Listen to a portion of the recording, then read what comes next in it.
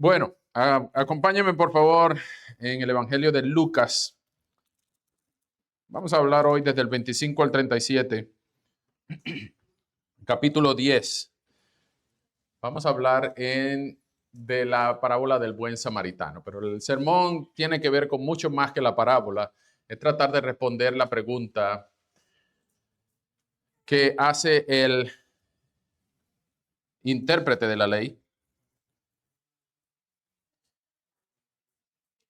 Él pregunta la pregunta más importante de tu vida. Él fue el que preguntó la pregunta más importante de la vida. Porque todo ser humano en algún momento de su existencia debe preguntarse, ¿dónde voy a pasar yo la eternidad? ¿Dónde vas a pasar tú la eternidad? ¿Y cómo estás tan seguro de eso? Pues si usted no hace nada, pues lo más seguro es que usted termine en el infierno. Pero si usted está aquí, pues usted no quiere llegar al infierno. Ni nosotros queremos que tampoco usted llegue al infierno. Así que todos en algún momento tenemos que hacernos esta pregunta que hizo el intérprete de la ley, se la hizo a Jesús. Una buena pregunta con una mala actitud. La buena pregunta con una muy mala actitud, ya lo vamos a ver en detalle.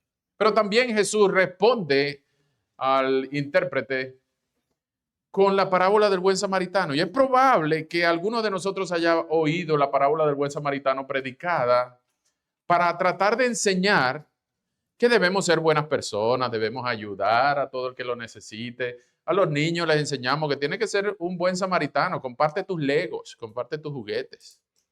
O a los hombres se nos dice, mira, comparte tus herramientas. Tiene que ser un buen samaritano. A las mujeres les dice, comparte tu topper. Comparte todo porque tenemos que ser buenos samaritanos. Buen samaritano en el colegio, en la universidad, es cuando alguien ayuda a otro. Mira, ese es un buen samaritano. O alguien que Dios quiera que no, chocamos en un accidente y el primero que llega a ayudar es un buen samaritano. Pero esa es una interpretación muy simplista y muy humanista de la parábola del buen samaritano. Es probable que nosotros entendamos la parábola y lleguemos al conocimiento de que debemos ser buenas personas, buenos ciudadanos, y entendamos la parábola y totalmente obviemos el punto para el cual Jesús le contó la parábola del buen samaritano a este intérprete de la ley. Así que vamos a ver la parábola del buen samaritano con unos lentes cristológicos el día de hoy. No como para ser buenos ciudadanos, sino para entender qué fue lo que Jesús le respondió a este intérprete de la ley cuando le pregunta la pregunta más importante de la vida. Vengan conmigo, por favor, a Lucas capítulo 10. Voy a leer en la versión del 95, Reina Valera del 95, de Lucas 10, 25 al 37. Dice así. Un intérprete de la ley se levantó y dijo para probarlo, Maestro, ¿haciendo qué cosa heredaré la vida eterna? Él le dijo, Jesús le dijo, ¿qué está escrito en la ley? ¿Cómo lees? Aquel, este es el intérprete de la ley, respondiendo dijo, amarás al Señor tu Dios con todo tu corazón, con toda tu alma, con todas tus fuerzas y con toda tu mente, y a tu prójimo como a ti mismo. Le dijo, Jesús le dijo, bien has respondido, haz esto y vivirás. Pero él, este es el intérprete de la ley, él, queriendo justificarse, a sí mismo dijo a Jesús, ¿y quién es mi prójimo?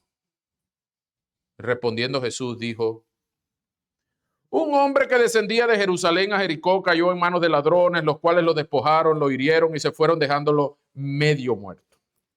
Aconteció que descendió un sacerdote por aquel camino y al verlo, pasó de largo.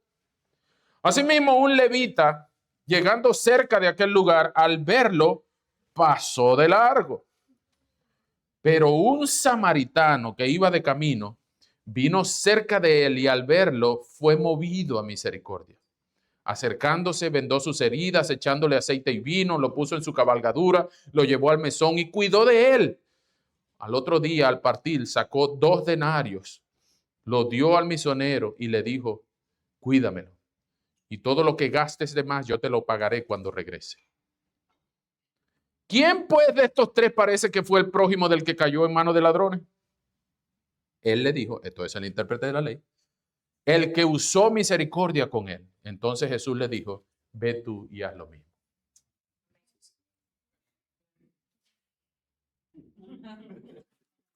Vamos a orar. Señor, muchas gracias por tu palabra. Gracias por la bendición que nos das de estar en este lugar con total libertad y con el gozo de poder cantarte a ti. Eternamente te cantaré, Señor, Señor mi Dios. Gracias, Señor, por esta iglesia. Gracias por estos 7 años de bendición, de gracia, de amor. Gracias por los muchos milagros de conversión que tú has hecho aquí, de reconciliación, de bautismos, de matrimonios, de reconciliación entre hermanos, entre amigos. Y te rogamos cada vez más de esa gracia en el futuro que nos has dado en el pasado. Y rogamos tu bendición, Señor, ahora que queremos reflexionar en tu palabra.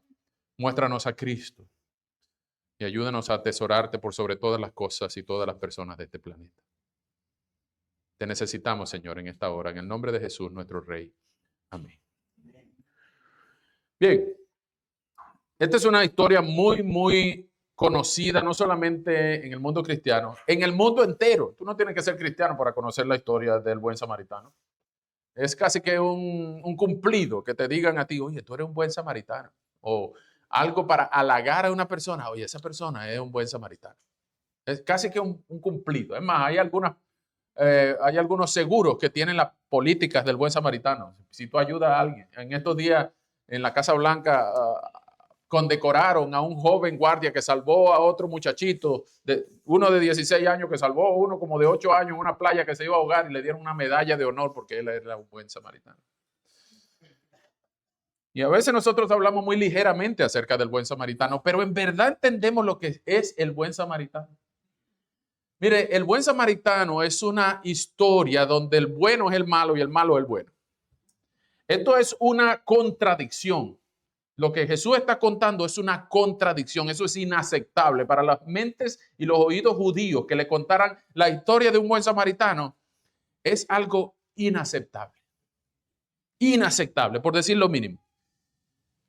Lo peor que le podían decir a un judío es, tú pareces samaritano. Tú hueles a Samaria. Tú pareces samaritano. Tú estás vestido como un samaritano. Eso es ofensivo. Ya les voy a dar algunas comparaciones para que ustedes también se ofendan como me ofendí yo. Para no ofenderme yo solo.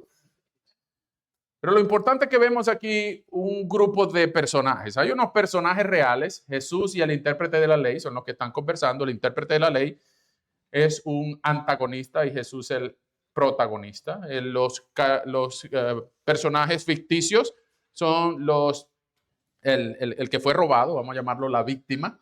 Y también hay 3 que deberían haberlo ayudado. Un sacerdote, un levita y el samaritano. Los 2 primeros son los buenos. El tercero es el malo, pero el malo es el bueno. Es como la caricatura esta de Disney, que es uno que se llama Megamind. No sé si a usted le gusta Megamind, el que tiene la cabezota azul grandota. Él dice que lo único para lo que yo soy bueno es para ser malo. Nuestra condición de pecadores en una caricatura. Lo único para lo que yo soy bueno es para ser pecador. Pero en esta historia algo raro pasa. Algo raro pasa. Y eso va a ser casi al final de lo que vamos a comentar. Lo primero que vamos a ver es la pregunta más importante de nuestra vida. Este intérprete de la ley, punto 1, dice, ¿qué debo hacer para heredar la vida eterna? En el versículo 25. Esta es una pregunta muy común en los evangelios, muy común en las epístolas paulinas. Todo el mundo quiere saber dónde va a pasar la eternidad y cómo puedo tener seguridad de que voy a ir al cielo. Nadie quiere terminar en el infierno. Todo el mundo quiere ir al cielo. Pero queremos estar seguros que yo me gané la salvación con algo que yo hice. Porque si es algo que otro hizo, entonces yo no voy a poder estar seguro de que yo me la gané y de que no la voy a perder. El joven rico, capítulo 18 del mismo evangelio de Lucas, le pregunta también a Jesús, ¿qué puedo hacer para heredar la vida eterna? El carcelero de Filipo le preguntó lo mismo después del terremoto a Pablo y a Silas. ¿Qué tengo que hacer para ser salvo? Esta pregunta ha estado por siglos, por toda la historia. Y es probable que tú estés aquí porque algún día también te hiciste esta pregunta. ¿Qué puedo hacer para asegurarme de que voy rumbo al cielo? ¿Te interesa esa pregunta? Es probable que ya tú te las hayas hecho y la única respuesta correcta es en tercera persona, no en primera persona. Es porque Jesús, porque Él hizo algo por mí, murió por mí. No porque yo hice la oración de fe, no porque yo vine los 53 domingos del año a la iglesia, no porque yo me leí la Biblia de Génesis y Apocalipsis, no porque yo soy hijo de fulano de tal, no porque yo hice, sino porque Él hizo algo por mí y me da la seguridad de que sus promesas son seguras. Entonces, este hombre hace esta muy buena pregunta con una muy mala actitud. ¿Cómo lo sabemos? Bueno, porque en el versículo 25 dice que un intérprete de la ley se levantó y dijo, para probarlo. Para probarlo. Jesús venía desde Galilea, a partir del capítulo 9, Jesús había firmado su rostro para ir a Jerusalén, un viaje que va a terminar en la entrada triunfal en el capítulo 18. Y ahora vemos que Jesús va rumbo a Jerusalén con su única misión de morir en la cruz. Y siempre ha estado la intención de los fariseos, de los líderes religiosos que eventualmente lo crucificaron, siempre querían probarlo para hacerlo caer en una trampa, para que se enredara en una contradicción, para que cometiera algún error, para que negara alguna parte de la ley. Pero Jesús no puede caer en ese tipo de trampas, porque Jesús, primero que es perfecto, es omnisciente, omnipotente, omnipresente, y segundo que Él fue el que escribió la ley. Entonces esta buena pregunta con mala actitud está hecha a Jesús y Jesús no desperdicia su tiempo. Usted nunca quiere hacerle una buena pregunta con una mala actitud a un rey, mucho menos al Rey de Reyes. Cuando Jesús le preguntan, ¿qué debo hacer para heredar?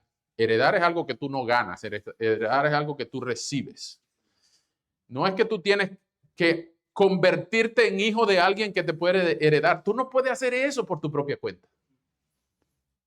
Tú tienes que ser nacido de alguien para que te hereden algo. Pero este escriba, este intérprete de la ley está buscando hacer algo con sus propias manos o mente o boca o corazón para él estar seguro de que va a ganar la vida eterna. Esta es una tremenda pregunta con una mala intención de probar a Jesús.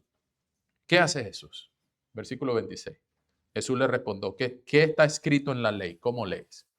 Esto es una cosa impresionante. Por favor, resalte con marcador, con un resaltador, con pintura de labio, con un rímel, con algo. Resalta el versículo 26. ¿Qué está escrito en la ley? La palabra de Jesús es que tú lees en el Antiguo Testamento. Jesús no les dijo, repite conmigo, Señor Jesús, acepta, te acepto, escribe mi nombre. No, no le digo, repite nada. Cosa que nosotros estamos muy acostumbrados a hacer. ¿Qué debo hacer para ser cristiano? Siéntate ahí, repite conmigo. ¿Verdad? Pero Jesús lo que le dijo fue que está escrito en la ley. Jesús valida la escritura, Jesús valida la palabra de Dios como la única fuente fiable de autoridad para que podamos tener seguridad de salvación. Jesús lo que hace es decirle, ¿cuál es tu fuente de autoridad? ¿Qué lees? Y él respondió citando la escritura. Este intérprete en versículo 27 respondió citando la escritura. Aquel intérprete de la ley, versículo 27, respondió, bueno, Moisés dijo, amarás al Señor de todo tu corazón, con toda tu mente, con toda tu alma, con toda tu fuerza, y a tu prójimo como a ti mismo. Y Jesús le dijo, ¿qué le dijo? Muy bien, has respondido esto. Haz eso y vivirás. Haz eso y te ganarás la vida eterna. Tiempo. Si uno hace eso, si ama al Señor con toda tu mente, con todo tu corazón, con toda tu fuerza, con toda tu alma, y a tu prójimo como a ti mismo, si uno hace eso, Jesús dice, tú te ganas la vida eterna. En otras palabras, ¿qué significa eso? Que nadie puede hacerlo. Y ese hombre se sintió tan derrotado porque él no había amado al Señor con toda su mente, con todo su corazón, con toda su alma, con toda su fuerza, ni a su prójimo como a sí mismo, toda su vida, todos los días perfectamente. Entonces él se sintió derrotado. ¿Y cómo sabemos de eso? Porque él se desvía. Y ahora pregunta, versículo 29, queriendo justificarse a sí mismo. Eso lo que nos dice es que él se sintió derrotado por la respuesta de Jesús. Ahora, antes de llegar a la justificación de este hombre, el versículo 27 lo que enseña es un resumen de los 10 mandamientos. Si ustedes recuerdan en Éxodo 20, cuando Dios le da las tablas de la ley a Moisés en el monte Sinaí, Dios le da 2 tablas. Y en esas tablas escritas con el dedo de Dios había 10 mandamientos, 2 tablas de piedra. La primera tabla tenía 4 mandamientos. Los que vienen del mundo católico saben, casi que se saben los 10 mandamientos de memoria. No tomarás el nombre de Dios en vano, no te harás imágenes delante de Él, no te arrodillarás ante ellos, no guardarás el día de reposo. Esos 4 mandamientos están en la primera tabla. En la segunda tabla están 6 mandamientos que tienen que ver con tu prójimo. La primera tabla tiene que ver con Dios, la segunda tabla tiene que ver con el prójimo. Y ahí está, no robarás, no matarás, no dirás falso testimonio, no codiciarás. Y me faltó uno. Honrarás a tu padre y a tu madre, que era el quinto. Entonces, esos 6 mandamientos, ya el catolicismo se me está olvidando. La segunda tabla se resume en el ama a tu prójimo como a ti mismo. Como tú quieres que te amen, si tú amas a tu prójimo como tú quieres que te amen, tú vas a cumplir todos esos 6 mandamientos. Igual, la primera tabla, los 4 mandamientos, los primeros 4, tú los cumplirías si tú amas a Dios con toda tu mente, con toda tu alma y con todo tu corazón, con toda tu fuerza. Porque tú no te arrodillarías ante otras imágenes, no usarías el nombre de Dios en vano, tú guardarías el día de reposo y todo lo que harías por Dios con toda tu mente, con todo tu corazón, con toda tu alma, tú guardarías los 4 mandamientos de la primera tabla. Entonces, resumiendo los 10 en 2, Jesús también dijo, el primer mandamiento es el más importante de todos. Ama a tu Dios con toda tu mente, con todo tu corazón, con toda tu alma y con todo su... Es decir, ama a Dios perfectamente, nunca peques. Y el segundo es semejante. Ama a tu prójimo como a ti mismo. Nunca pienses mal de otro, nunca ofendas a otro, nunca digas un chisme de otro, nunca murmures de otro. Y si nosotros somos sinceros, no hemos cumplido ninguno de los 10. Y si no hubieran puesto 100, tampoco lo hubiéramos cumplido. Entonces, lo que Jesús le está diciendo a este intérprete de la ley, haz esto y vivirás, es ríndete. Tú no puedes cumplirlo. Lo mismo para nosotros. Aunque querramos amar a Dios y amar a nuestro prójimo, nunca podemos llegar al estándar que Jesús está poniendo. Esa vara está muy alta. Solo uno pudo cumplirla. Como Jesús le dijo, haz esto y por tu cuenta ganarías la vida eterna si tú puedes amar a Dios y al prójimo de esa manera. El versículo 29 dice, pero él quiso justificarse ahora a sí mismo. Y preguntó a Jesús tratando de justificarse a sí mismo. Es decir, tratando de ganarle una a Jesús, porque la primera ya la perdió. Tratando de ganarle una a Jesús. Yo tengo que amar, ve cómo dice, yo tengo que amar a mi prójimo a sí mismo. Ahora, entonces, ¿quién es mi prójimo? Para saber a quién yo tengo que amar como yo quisiera que me ame.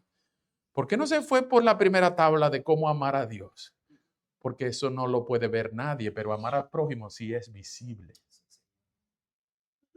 Ninguno de nosotros tiene suficientes rayos X espirituales para saber cómo tú estás amando a Dios durante la semana. ¿Cómo está tu temperatura espiritual? Ninguno de nosotros puede saber si tú estás frío o estás caliente. O peor aún, si estás tibio. Los tibios creen que están calientes, pero en verdad no están tan calientes como debieran, tan fríos.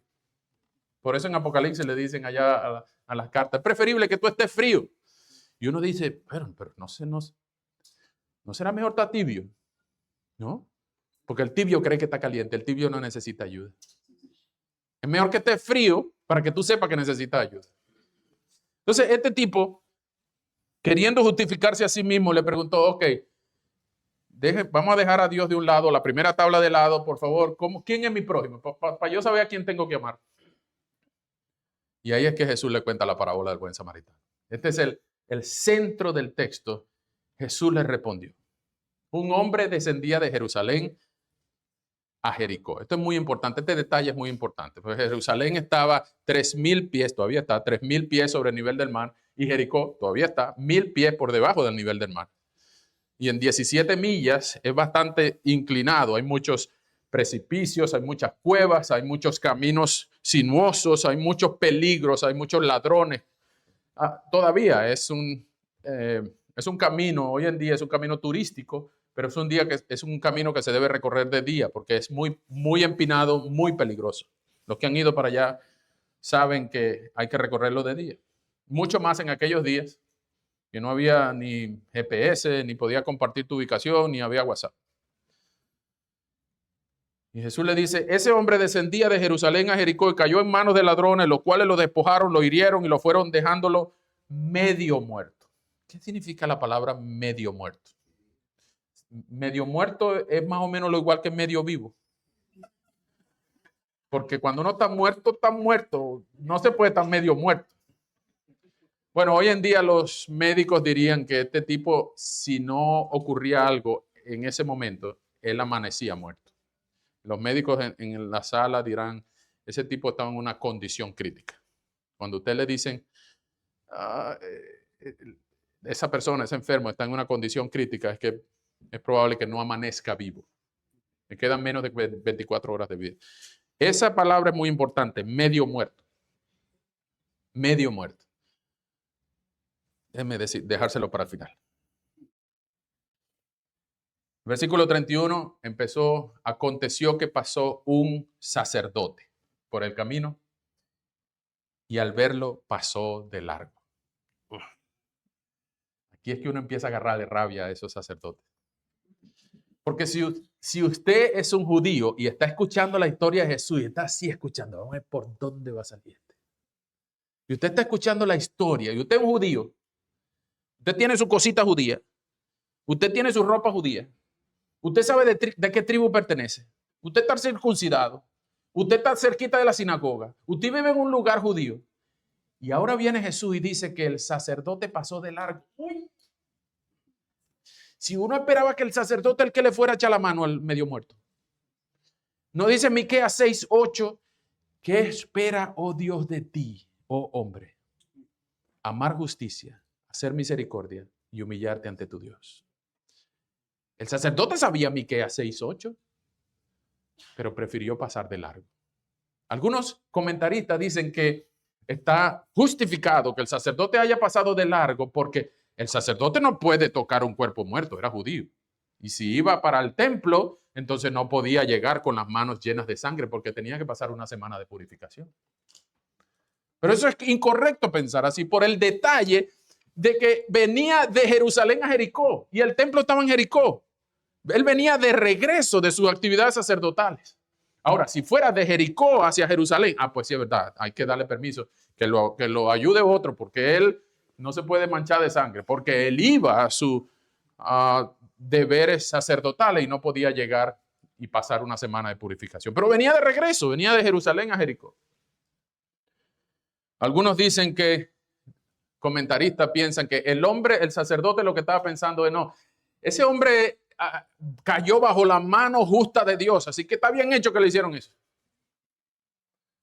Y hay un montón de comentaristas que escriben y escriben y escriben tantas páginas de lo que estaba pensando el sacerdote y el levita, pero en verdad ellos no estaban pensando nada porque estos son personajes ficticios de una parábola que Jesús inventó en ese momento.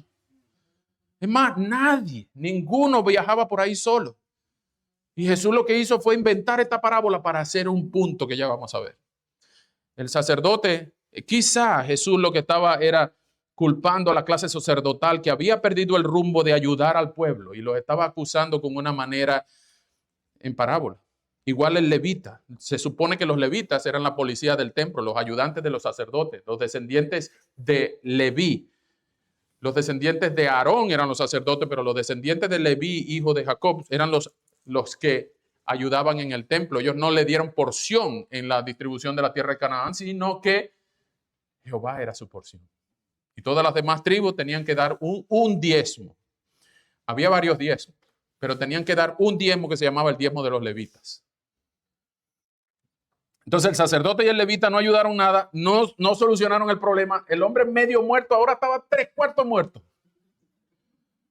Después que el sacerdote y el levita se hicieron los locos y pasaron de lado y vieron el hombre medio muerto escupiendo sangre y no ayudaron. Antes de que usted diga, sinvergüenza, esos pasados, esos que no ayudaron, antes de que usted cometa el mismo error que yo cuando leí este texto, ¿no es verdad que nosotros somos así también cuando vemos la miseria en la calle? Y nos piden dinero, los drogadictos, los hambrientos, los borrachos, las prostitutas, nos piden ayuda y nosotros preferimos no ver, preferimos subir el vidrio, preferimos imaginarnos que no, yo no lo voy a ayudar porque él va a usar eso para drogas o alcohol. O preferimos hacernos los locos y peor aún, algunos de nosotros mentimos diciendo no tengo.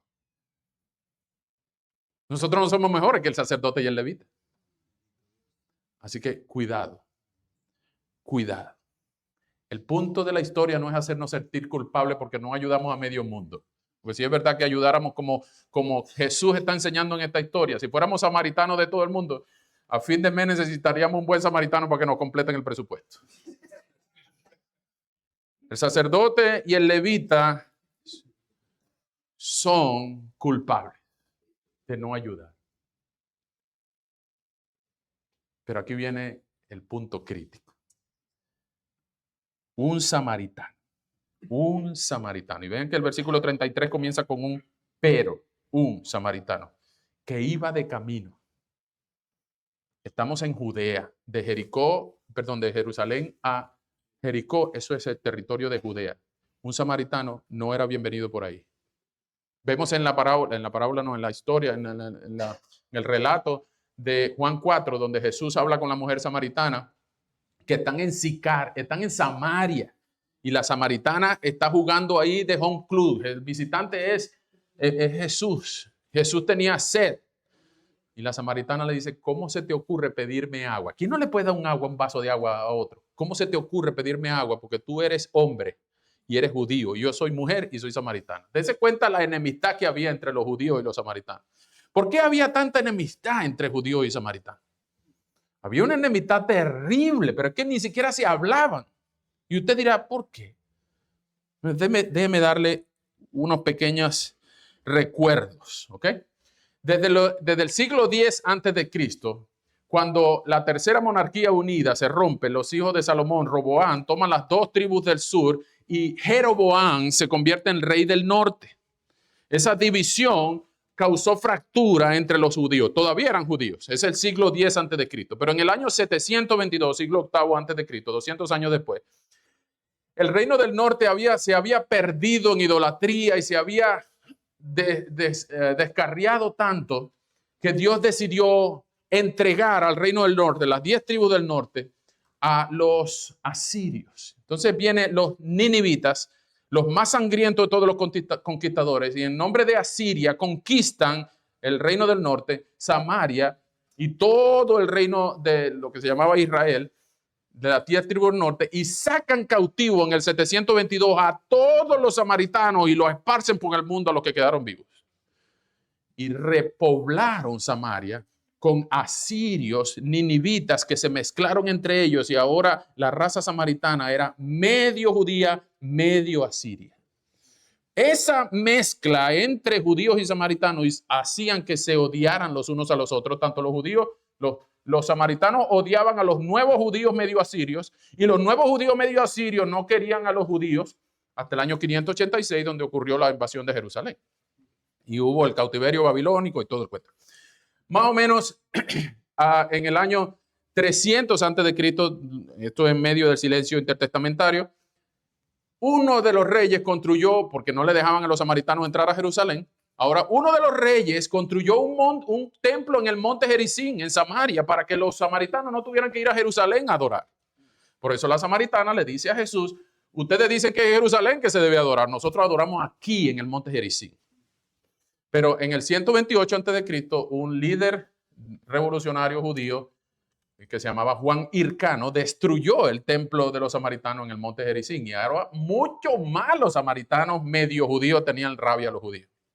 Ese es el ambiente, no solamente donde Jesús habla con la mujer samaritana, sino donde Jesús le cuenta la historia del buen samaritano a unos judíos que estaban en Judea. Hablarle del buen samaritano a los judíos. Amárrese ahí el cinturón. Hablarle de el buen samaritano como héroe a los judíos. Es como que si a los salvadoreños de aquí de la sala le hablaran del marero arrepentido. A los nicaragüenses le hablaran del sandinista pacífico. A los que han sido ofendidos sexualmente, que el violador redimido quiere ser miembro de la iglesia. O a los venezolanos les digan que hay un chavista sensato. O el nazi reinsertado. El racista agradable, el corrupto reformado, el ladrón cristiano, el guerrillero modelo para los colombianos, el liberal ejemplar o el comunista marxista bueno. Son contradicciones que a nosotros no nos caben en la cabeza. ¿Tú pudieras aceptar ayuda de gente así?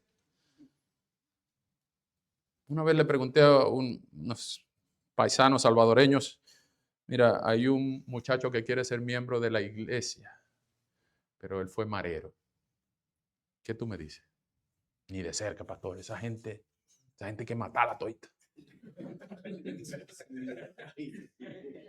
¿Se fijan lo que Jesús está tratando de hacer? Jesús está tratando de romper con todo lo que sea necesario para que cuando tú ames a una persona así, sea como tú quisieras ser amada a tu prójimo como a ti mismo. Y esto nos escandaliza de la misma manera que a un judío le digan que el héroe de la historia es uno de esos mugrientos samaritanos. A Jesús lo ofendieron muchas veces, de múltiples maneras. Jesús les decían que era un endemoniado, que era un hijo bastardo, que no era hijo de María, que María había... Lo ofendieron un montón de cosas. Pero lo peor que le pudieron ofender a Jesús, lo peor que podían ofender a un judío, era diciéndole que era un samaritano. Y no solamente un samaritano, en Juan 8:48 le dijeron que era un samaritano que estaba endemoniado. O sea, no se puede ser peor que un samaritano endemoniado. Y así le dijeron a Jesús en Juan 8:48. Pero el héroe de la historia es un enemigo. El héroe de la historia es un samaritano. Y aquí viene lo bueno. Cuando Jesús termina la parábola, cuenta la historia. Ahora viene Jesús y le pregunta, ¿quién tú crees que es el prójimo? Porque él preguntó, ¿quién es mi prójimo? El intérprete de la ley, ¿quién es mi prójimo? Le cuenta la historia y después que la termina, Jesús le dice, ¿quién tú piensas que es el prójimo del que cayó en manos de los ladrones? Bueno, versículo 37, el intérprete de la ley responde, el que usó, el que tuvo misericordia de él. Y Jesús le dijo, bueno, haz esto, ve y tú y haz lo mismo. Otra vez Jesús los desarma, porque ese hombre no era capaz de hacer eso. Ni ninguno de nosotros también es capaz, tampoco es capaz. Jesús le está diciendo, tú no pudiste amar a Dios con toda tu mente, con toda tu fuerza, con toda tu alma. Y por eso te quieres justificar a ti mismo para saber si puedes hacer algo visible por tu prójimo. Ahora quieres hacer algo por tu prójimo y te estoy poniendo la barra tan alta como para que no la cumplas. Anda y haz eso. Y tú te vas a ganar la vida eterna. ¿Qué es eso que este samaritano hizo? Esto es imposible de hacer. Si Dios nos libre, tenemos un accidente en la autopista. O usted llega y hay un accidente en la autopista. Yo creo que usted pudiera ayudar a quien sea. ¿Verdad? Nosotros somos buena gente. Pero si es ese enemigo tuyo que te tocó indecentemente cuando tú eras pequeña, si es ese desgraciado que le estaba haciendo bullying a tu hija, que tuvo un accidente, si es ese marero, si es esa persona, si es ese delincuente que mató a uno de tus familiares, ¿tú lo ayudarías? A ese nivel Jesús le está diciendo, tú tienes que ayudar como tú quisieras ser ayudado. Peor aún, déjeme voltearle la pregunta. Si tú eres el que tiene el accidente y tú estás botando sangre por todos lados y alguien se para y es ese desgraciado que te va a ayudar, ¿cómo te sentirías tú? Mejor déjenme morir, porque después voy a tener que darle las gracias. Y así somos. Jesús lo que está diciendo aquí es, tú no puedes amar con ese calibre. Tú no puedes, intérprete de la ley, amar así. ¿Cómo amó ese hombre? Dense cuenta. En el versículo 34, bueno, primero en el 33, un samaritano que iba de camino vino cerca de él, se bajó del burro, cerca de él, se fue movido a misericordia. Esa palabra misericordia es que se le contrajeron las entrañas, se le movieron las tripas. La palabra compasión es cuando esto no debió haber pasado, hay que hacer algo. Se movió a misericordia.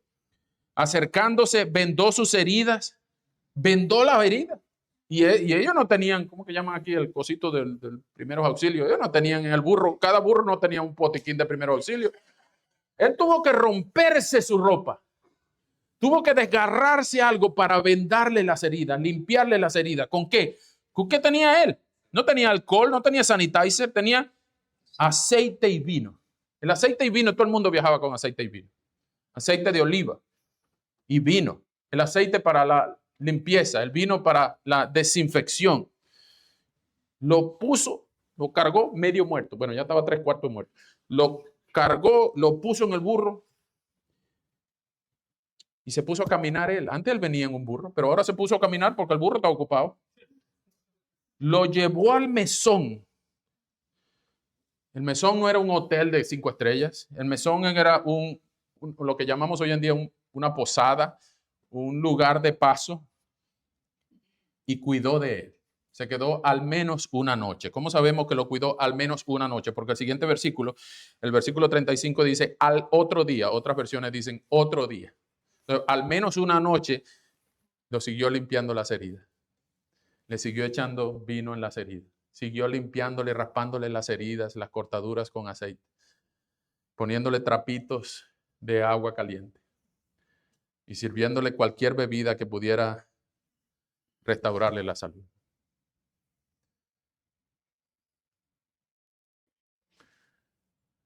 No solamente que era un extraño, era un enemigo. Ustedes se pueden imaginar esta escena. Ese enemigo que tú te estás imaginando, no que tú lo cuides, que él te cuide a ti.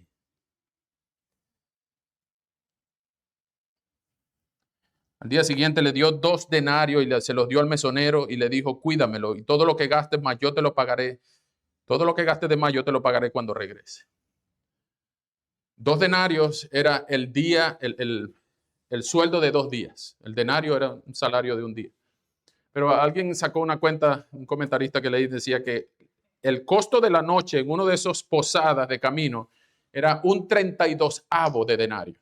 Es decir, que si él dio 2 denarios, por lo menos pudo haberse quedado allí 2 meses. Imagínate que tú te encuentres un moribundo en el camino y tú le pagues un Airbnb por 2 meses. Eso no es barato. Eso no es barato. Estamos hablando de al menos unos $600.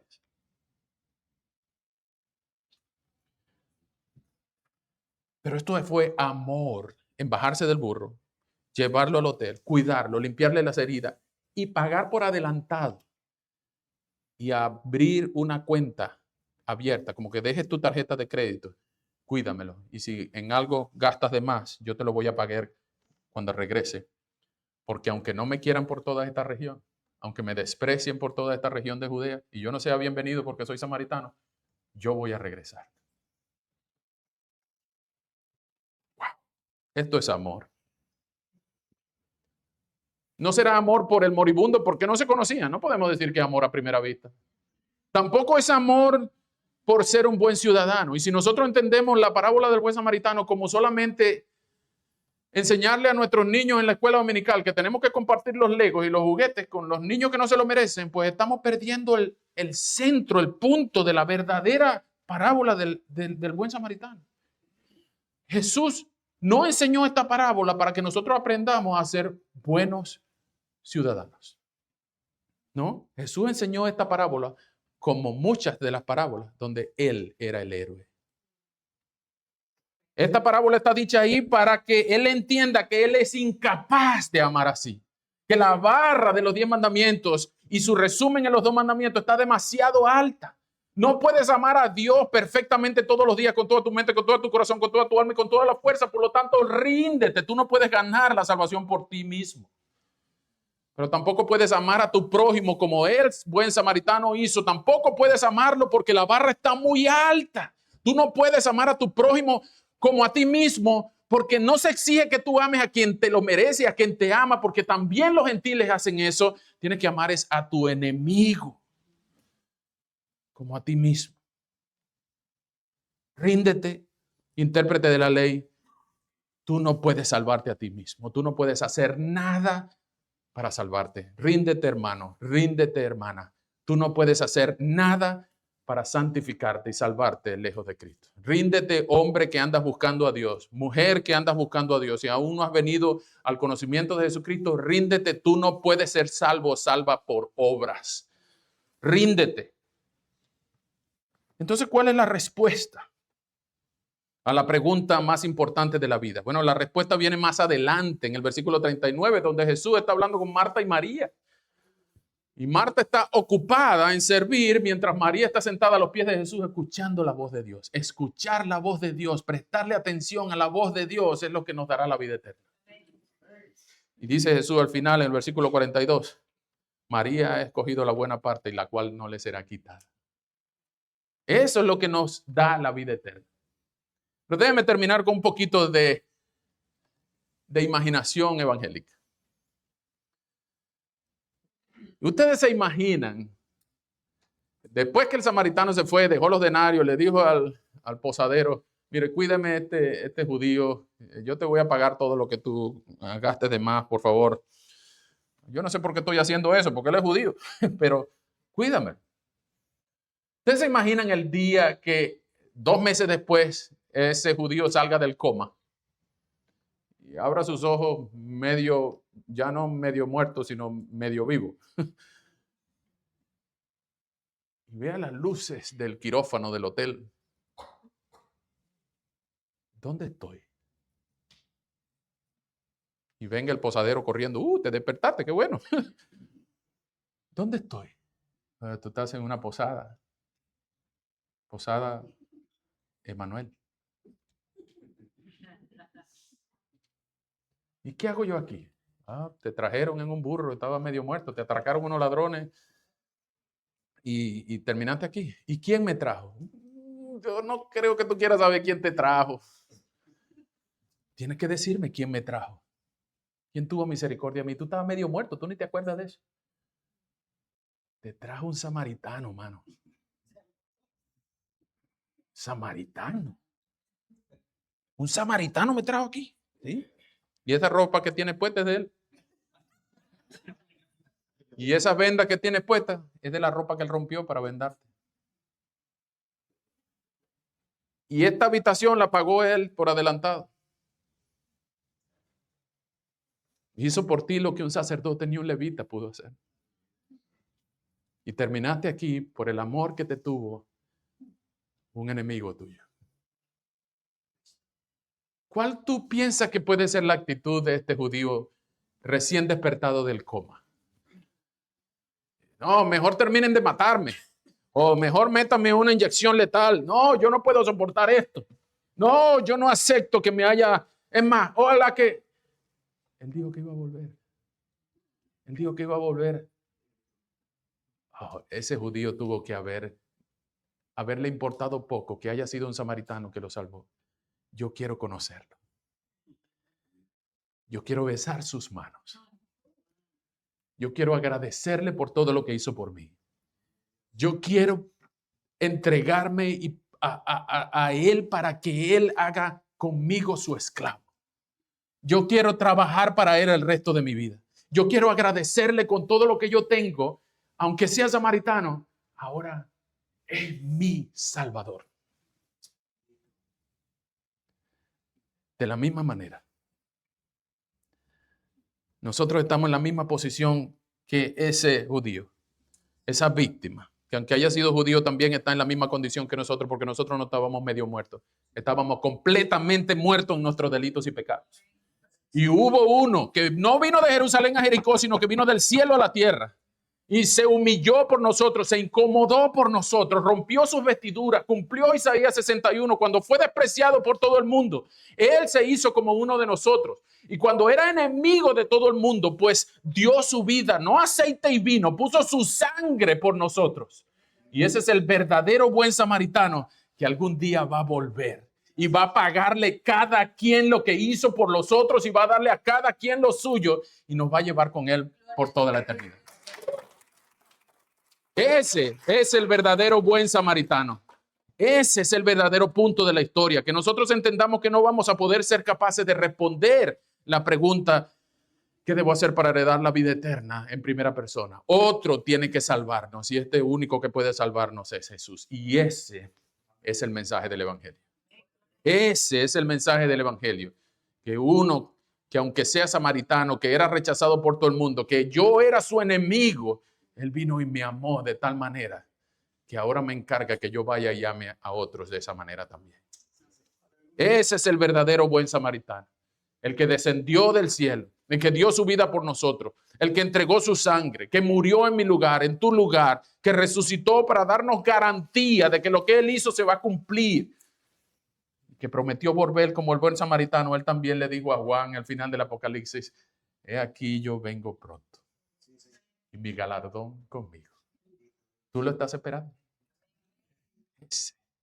Ese es el verdadero buen samaritano. El verdadero punto de la historia no es que nosotros seamos buenos ciudadanos, es que nos rindamos a no ganar nuestra salvación por nuestras propias obras, sino a rendirnos ante el que pudo amarnos de esa manera.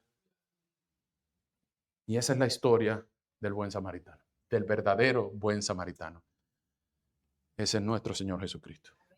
Y ese es nuestro mensaje, la razón de existir de esta iglesia. Por 7 años, y quiera Dios que por 7 décadas ustedes estén aquí, no serán los mismos, pero será el mismo mensaje. Que quiera el Señor que muchos de los hispanos de este lugar y muchos de los que tengan alrededor de ustedes puedan conocer al verdadero buen samaritano. Que tengan a Jesús en su corazón y que se rindan a no ganarse su salvación por sus propias obras, sino por las obras de Cristo. Que podamos entender que la Escritura es un todo acerca de Jesús, que Jesús es el héroe de sus propias parábolas. Y que cuando le dice a este intérprete: anda tú y haz lo mismo. Ve a ver si puedes amar así, ve a ver si te puedes ganar tu salvación tú mismo. Ese hombre tuvo que haber salido con la cabeza agachada de ahí. Porque por supuesto que no puede amar a ese enemigo de esa manera, pero Jesús sí puede y sí pudo. Y todavía puede amarte a ti, aunque tú seas su enemigo. Hoy puedes venir en arrepentimiento y fe a entregar tu vida al Señor, porque Él está todavía dispuesto a amarte cuando tú estás no medio muerto, completamente muerto en tus delitos y pecados. Él también puede sanarte, salvarte, curarte y prometerte que Él va a volver. Él va a volver. Él va a volver. ¿Tú lo estás esperando? Él va a volver. Gracias, Señor, te damos por este tiempo juntos. Gracias por la bendición de reflexionar respecto al verdadero buen samaritano, que es el único que puede respondernos la pregunta más importante de nuestras vidas: ¿cómo ganar la salvación? Él la ganó por nosotros.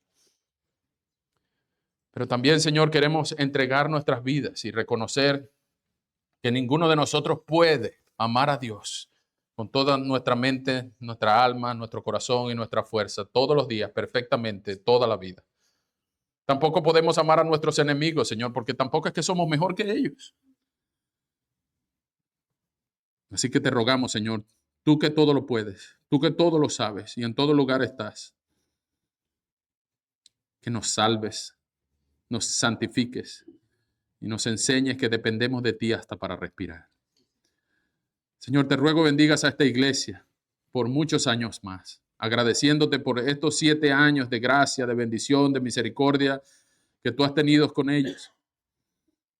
Haber pasado por la pandemia, haber pasado tantas luchas, tantas carencias, tantos peligros, que tú los has librado, Señor, te ruego les bendigas cada día más. Y les dé, Señor, la garantía de que cada uno de nosotros tiene el propósito de glorificarte con todo lo que hacemos, decimos y pensamos todos los milisegundos de nuestra existencia. Y ahora, Señor, en este aniversario, rogamos que tú bendigas una vez más a esta iglesia. Dales fuerzas a su liderazgo, dale compromisos a cada uno de los miembros. Añade, por favor, fruto a los esfuerzos. Te rogamos, Señor, que vayas añadiendo los que han de ser salvos, los que han de ser bautizados, los que han de casarse, reconciliarse, los que han de entregarse a ti en arrepentimiento y fe. Señor, los que han de dirigir en los años siguientes, quizá uno de los niños que aún corre por los pasillos de esta iglesia será próximo uno de los ancianos pastores de esta iglesia. Así que te rogamos, Señor, que tu palabra corra sin límites en cada uno de los salones, en cada uno de los servicios, de las clases, en cada una de las casas, de las mesas, que ellos puedan evangelizar al incrédulo, discipular al nuevo creyente y vivir todos juntos el tesoro de ser llamados tus hijos. Bendíceles, Señor, por favor, y regálales incluso sorpresas que no esperan de parte de un papá bueno. Bendícele, Señor, por favor. En el nombre de Jesús damos gracias y siempre la gloria para el verdadero buen samaritano, nuestro Señor Jesucristo, en cuyo nombre y por sus méritos damos gracias. Amén. El Señor les bendiga.